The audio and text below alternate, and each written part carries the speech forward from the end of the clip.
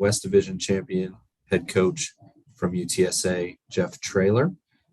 Again, just a reminder, if you could please put that you have a question in the chat, just utilize the chat function to let me know. I'll call on you as we get things rolling. So, Coach Traylor, if we could start with a short opening statement, then we'll get into questions. And thank you again for taking the time to join us today. We really appreciate it. Well, thanks for having me. Yeah, we're looking forward to getting back home, the Alamo Dome, and from our fans who've been fantastic the entire season.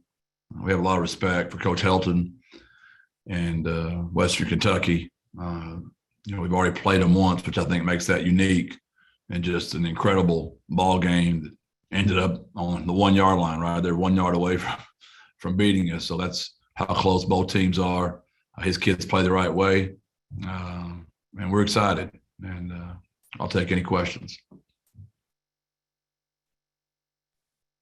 We'll go ahead and start with Ryder Martin from the Paisano. Go ahead, Ryder. Hey, Coach. Ryder Martin, congratulations on your season, making the championship game so far. So you guys played, like you said, a very close game against them back in October, down to the 1 yard line and all that. How have you seen this team change in Western Kentucky to get 7 in a row and get back to this game to play you guys come Friday?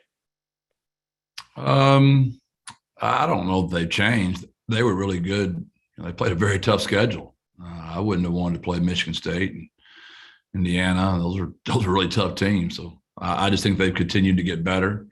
And, it starts with their offense. They're very good at quarterback and receiver, and their line's very good. Their running back's good too. And they're very well coached. They know what they're doing. And whatever answer you give them, they've got a solution.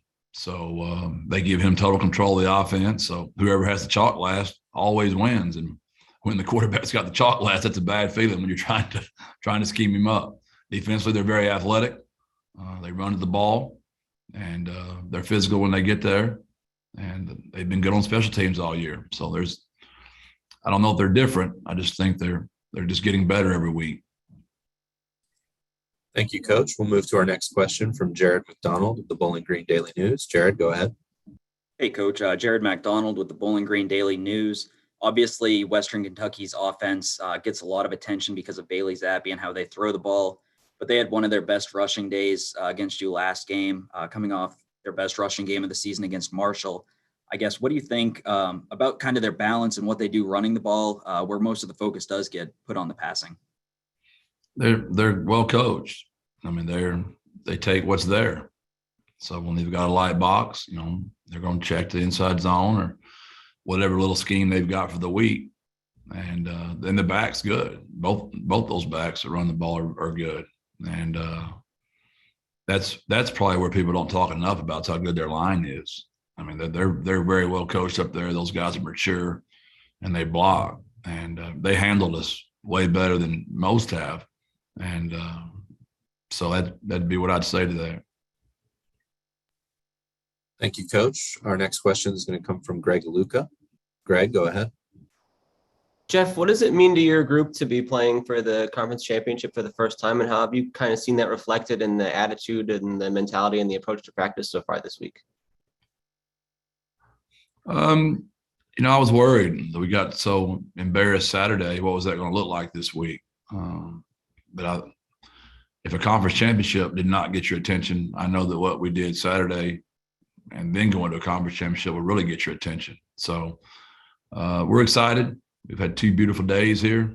I mean, the weather's been fantastic, and the kids have had tons of energy and flying around, and I know they're excited. Thank you. We're going to go to our next question with Scott Bailey of the San Antonio Business Journal. Scott, go ahead. Coach, part of what your mission has been this year is helping rebuild attendance from the ground up, coming off of a COVID year with almost nobody in the dome. And you're looking at maybe 40,000 or so on Friday. What goes through your mind when you see the numbers that are turning out now for these games? That's why we signed a 10-year extension here. We believe in San Antonio. We believe in the UTSA school system. We believe that strongly. And we felt like we put a good product on the field. We behaved correctly, went to class, just did things the right way. People want to root for good things, and our players are good people. And we've tried really hard to recruit San Antonio kids. And we just felt like the more kids we can get from the area, the more they'll come to the games. And obviously everybody loves a winner, but there's a right way to lose too. And we did not play well Saturday, but our kids handled themselves very well. I've been a part of teams where when the band goes all the way there and plays the school song after the game, when you get your teeth kicked in, you don't stand out there, especially in the rain and the cold. And our kids were out there, and I'd forgotten to tell them to. They just did it on their own. They're just good kids. So that's what I'm proud of, is people responding to some really good local kids they're good people. Thank you very much. Our next question is coming from Adam Rosso of Spectrum News. Adam, go ahead. Hey there, Jeff. What does being at home maybe allow you to do differently on both sides of the ball versus being on the road or being on a neutral site against these guys? Well, I know I don't have to worry about it being about 35 degrees and windy and rainy like it was Saturday. That's for sure. It's just sometimes it's an advantage to be on the road just because you have to worry about all the extra stuff when you're at home. But obviously the familiarity of where we're playing and our hotel and all those kind of things are different. But our crowd, I know how excited they are, and we're going to feel that when we get in that stadium. And we're going to need them. I mean, we beat UAB by an inch, and we beat Western Kentucky by a yard. So it matters. Everything we can do to get in our advantage, we need it. So the louder they are, the more it's going to help us, we hope. Thank you, Coach. Our next question comes from Sam Khan of The Athletic. Sam, go ahead. Yeah, I'm curious. Was there any just building pressure on your kids because of the fact that you guys were undefeated? And does the fact that that's kind of out of the way now relieve any pressure, I guess, on your guys? We've been talking about that quite a bit, honestly, Sam. I mean, I've seen it where sometimes one loss can turn into two and turn into three. Are we going to let them beat us twice? I've seen that happen. Mature teams handle it the right way. And, a crisis in your life, it can be good, right? I used the analogy today that when I get these bad headaches, I always go downstairs and Nick tells me my blood pressure is really high. Just start eating more salad, Jeff, and drink more water and sleep more. And you know what happens? I start losing weight. I start feeling better. My headaches go away. And I know I'm making maybe a silly analogy, but what are you going to do with the crisis? And getting our teeth kicked in Saturday, are we going to make that be a good thing or a bad thing? We'll find out Friday at about 6, Sam. If I knew for sure, I'd have my hair, Sam. And I'm bald-headed for a reason. Thank you, Coach. Our next question comes from Raul Dominguez of the Associated Press. Raul, go ahead.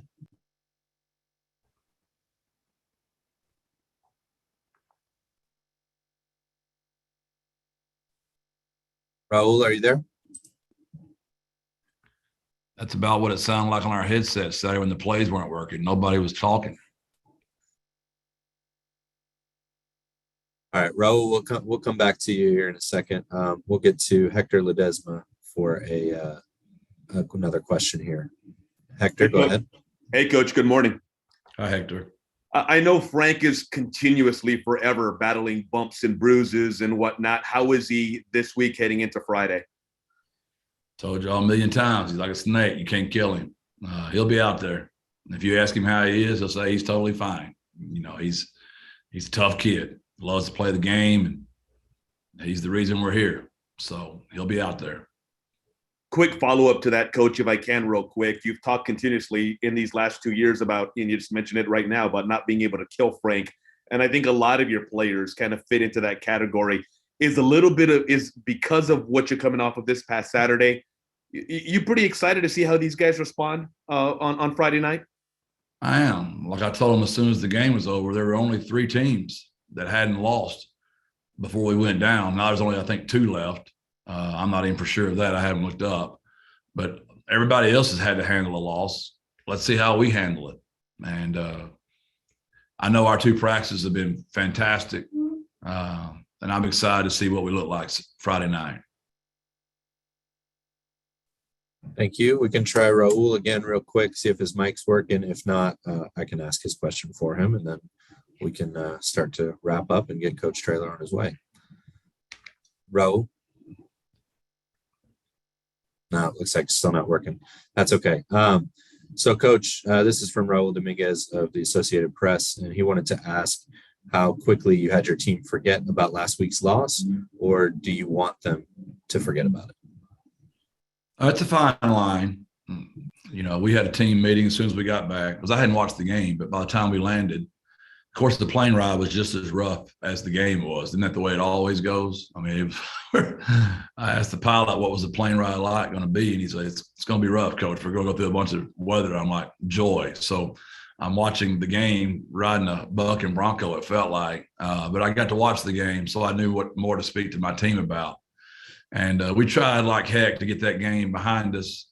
But there's still lingering moments in the game that it's kind of like, I don't know, post-traumatic stress syndrome, right? It's like we still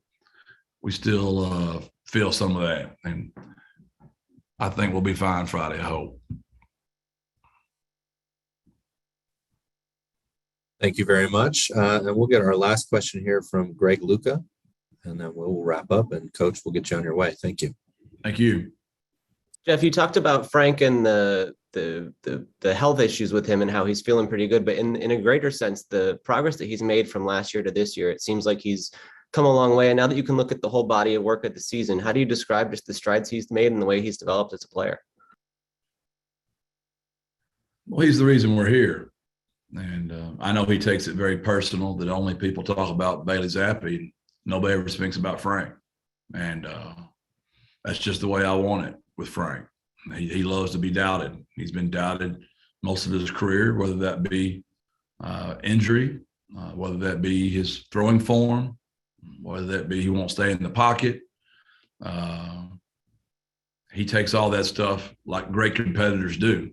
He wants to prove people that he's a good quarterback and he's a championship quarterback. And we wouldn't be here without zero.